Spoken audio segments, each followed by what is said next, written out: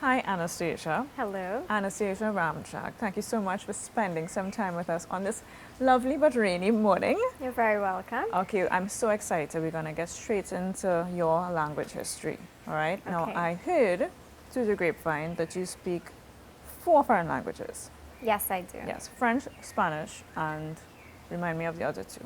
Portuguese and Japanese. Portuguese and Japanese. That's an interesting combination. So, Anastasia, I am curious to find out whether your path into these foreign languages started off in school. Was it an academic pursuit, your introduction? Was it at school or was it a personal experience?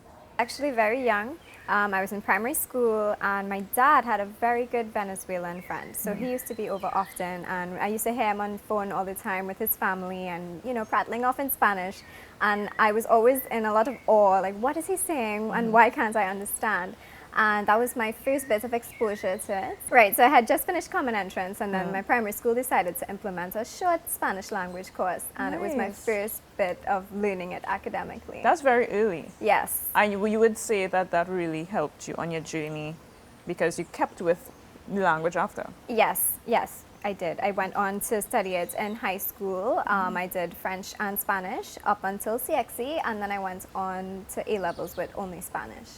Really? Yes. So then how did you transition with Spanish only at A-levels to now having 4 languages under your belt? So, back in those days, I wasn't really sure what I wanted to do. I actually wanted to study paleontology. So for A-levels, I had taken geography in hopes of applying to the geography department in UE. Yeah. And then I also chose foreign languages as my second option. And humanities faculty got back to me first, so I just took it as a sign. I thought, okay, I'll go in this direction instead. So that's how I ended up studying it. And then, of course, we had to choose electives, and Portuguese was an elective that I took for credit. And Japanese, I was always really interested in, and I decided to take it as an extracurricular course. And that's how it ended up there. That's interesting because you said that you had originally planned to go in a different direction. Yes. All right. I think a lot of young people don't realize, and we can't blame them. You will never really know, I think, firmly when you're very young what Yeah. you want to do. Exactly. Now, I want to know, currently in your profession, do you use your languages? Yes, every day. I moved back to Trinidad in 2014. Then I was working in international affairs up until recently. And I was always using French and Spanish because that's, the language of our region. Yeah. So that's the Romance languages side. And I tutor Japanese at UE, so I get less contact hours with it, but I still use it. That's great. Now, you Yes. mentioned that you moved back. Yes. Did you move back to TNT from a country where they were not speaking English? No and yes. I Yes. moved back after my master's, which I did in England. So that was English. But before that, I was in Japan. Oh, tell us a little bit about that experience. So I was working as an assistant language teacher for English, and I was at 2 schools, a junior high school and an elementary school. So yeah, that's how I ended up in Japan. Now, people talk about Japan all the time, about the culture being so unique. Yes. All right. I would imagine that you might have had some interesting experiences there. Yes. Anything particularly funny or entertaining that you might want to share with us? Entertaining, no.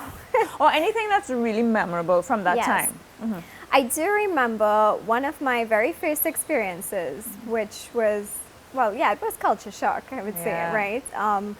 Now, I had studied Japanese for 3 years before at the CLL, and I went over there thinking that I would be able to manage, right?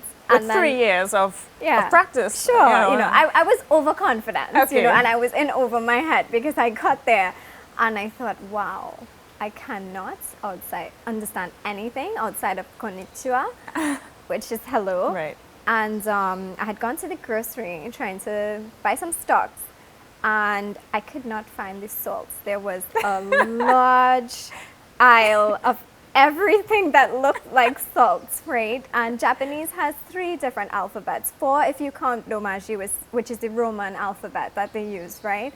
And kanji is the alphabet that's is used a lot in grocery products. Right. So it looks like the Chinese complicated characters with lots of strokes. Right.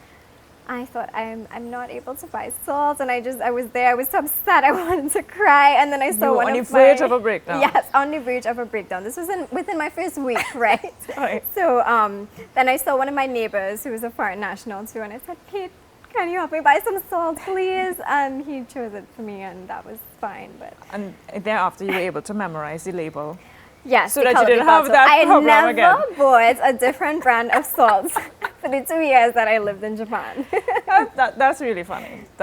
No, I mean, living in Japan for 2 years, you said when you arrived there, you felt like you were way in over your head. Yes. So is it that you believe that after the 2 years had passed, that immersive experience really made a difference for you? Yes. It's really important to stick something through, I think. The program that I was on is very competitive, so it took a lot. The application process was a year. So I felt like I owed it to myself to push through it, even when I was feeling at my lowest, you know, like I really miss home, I want to go back home. But yeah, once you break in to the society, you're in. You know, Japan is very conservative. People are very shy. They're very, well, it can come across as coldness, but it's really just curiosity and a little bit of fear. But once you're in, you're in. So That's excellent. I think I've never been to Japan. I'm sure a lot of people who will be listening to your interview, you definitely piqued their curiosity, language learners, and it's always a benefit. You're at an advantage when you can communicate to some degree yes. in a different territory. So we would love to know some of the challenges, because I mean, learning a foreign language for anyone is going to seem like a mountain. It's going to be like a huge obstacle. There's a lot of fear and intimidation. How did you deal with your challenges? What were some of the challenges that you had, and how did you deal with them? I think persistency is really key, you know. For the Spanish, well, I'm going to focus on Spanish and Japanese. Spanish, for me, it was the subjunctive tense, right? Because it's not something that we use very often in English. It exists, but you don't really hear it very often. And then, you know, it's used in literally every situation in Spanish. And then you have to remember the conjugation, and you have to remember which form of the verb, you know, and if the verb is reflexive, if the verb is irregular. And then, of course, it has to come to you like that. Yes. So it was just a lot of repetition, that aspect. Japanese, everything. I'm not going to sugarcoat it because it's not, I think especially being a student in Trinidad and Tobago, which has a very unique context, you know, Spanish and French are compulsory. So we try, at least in my case, I naturally tried to compare it to my language learning techniques for the Romance languages, but it's completely different. The origin and everything. The sentence structure, the grammar, the verbs do not conjugate, but the adjectives do. So, and then of course the writing system, I would say, was probably the #1 challenge because, you know, you have to learn to write. So, but it's also a really interesting experience because you, having traveled to Japan, you know, there was one point in time where I was illiterate.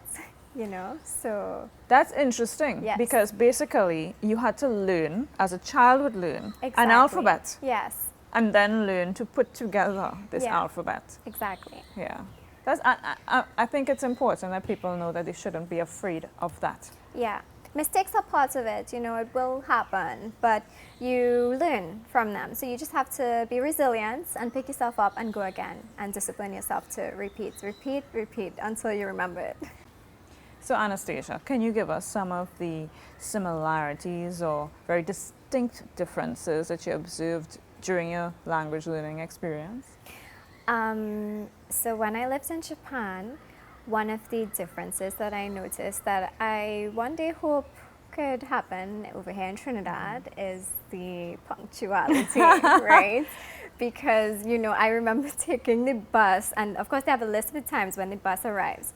And, you know, there are odd times like 9:43, 10:57. But the time that you see on the chart is not the time that the bus arrives. It's the time that the bus or the train leaves.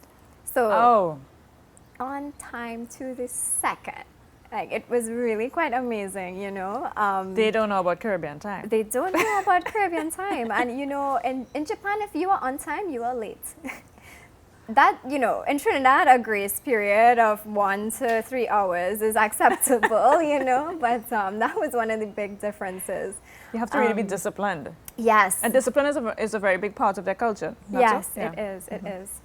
In terms of similarities, I know that this might sound quite cliche, but you know, once you get over the novelty of the country and all of the differences in cultural practices, dress code, etc., everything that I mentioned before, you realize that we really are all just human. We go through the same routines. We get up, we make breakfast, brush teeth, we go to work, and we have human interactions. You know, you go out to a nightclub every now and then, and you do find those similarities wherever you go. Yep. This is humanity. Yes, yes, and they actually really love Caribbean culture over there.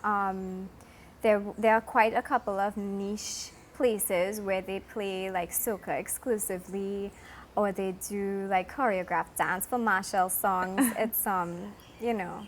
That is lovely. And it's good to know that we have such an impact somewhere. Yes. So far away. Yes. You know. Yes. Really So, fantastic. I think it's good that people like you who can come here and share your experiences, you know, you can bring it back and kind of open up a little spot of TNT to Japan. So that's hope great. so. So thank you on behalf of all of the people that you do that with on a regular basis. Okay. So are you going to teach me how to say something in Japanese? I don't know, a course. greeting or... Sure. Okay. So, konnichiwa means Konnichiwa. hello. Genki desu ka means how are you? Okay, one more time. Genki Genki desu desu ka. ka. Genki desu ka. Very good. Thank you. I wanted to know what your goals are in terms of language learning now that you've already mastered 4. All right. Do you consider yourself sorry, No. react. Do you consider yourself a master of 4? I don't. I actually just would consider myself proficient in Spanish. The other 3, I would say intermediate. I really don't like to use the word fluent. I think that's just a fear that everybody who doesn't have that Yeah. second or third language, that they don't use it every day. I found that people are so modest. They're like, well, I prefer not to, but you definitely can communicate comfortably, right? I just think because language is something that is alive. Even English, which is my mother tongue, I mean, I don't feel comfortable using fluent. I know that sounds very contradictory, but there's always something that you probably would not know. There's always a slang that's going to crop up. Exactly. You always have to be on top of it. That is very, very true. Yes. Tell me what it was like being an English speaker in this foreign territory. Were you able to help anyone who might have been interested in learning your language? Yes, in terms of Asia or Latin America, Anywhere. or either. You know, English right now is the lingua franca, so everybody has a big interest in acquiring it, and it opens so much doors for people. I mean, any language, but I suppose English for these other countries. And in Japan, for instance, it is compulsory at junior high school and high school level. So, you know, Japan also being the only country that speaks Japanese, English really, really opens up a lot more doors than, for instance, my experience with Latin America. You know, there are 22 Spanish-speaking countries, so even if they didn't learn English, they could still have other opportunities in these different countries. These different territories. But I found that the interest was always a little bit heavier in Japan, just because they felt like there was the kind of perspective that you have to, I have to, if I it's want almost to move isolation out. if you don't speak another. That's interesting. Yes. Tell me if there are any other languages that you have an interest in. I do. I really love the sound of Mandarin Chinese. I actually took one course in CLL, but at the time it was a bit overwhelming because of all my different classes, so I had to drop it. But that's something that, it sounds like something that you're going to explore. Yes, yes, definitely. Now, I don't know, but would your background in Japanese aid you at all? It will, yes, because of the kanji alphabet. So in terms of the writing, it will definitely help. Grammar and speaking, most probably not. Okay. Now, is there anything, any bit of advice that you'd like to give to students, potential language learners? Yes, I think that immersion is by far the best way to acquire a second language. So, you know, if you have the opportunity to travel, just let go of the fear or embrace it and just go, you know, and completely immerse yourself. Because even when you travel, it's easy to remain in what I like to refer to as the foreigner bubble. You know, it's a safe circle. You can get by with limited phrases, you know, the pocket dictionary, that sort of thing. But really challenge yourself to get out there and talk with the locals and experience a different world. Yeah. And be able to buy salt. And be able to buy salt, yes. Thank you so very much, Anastasia.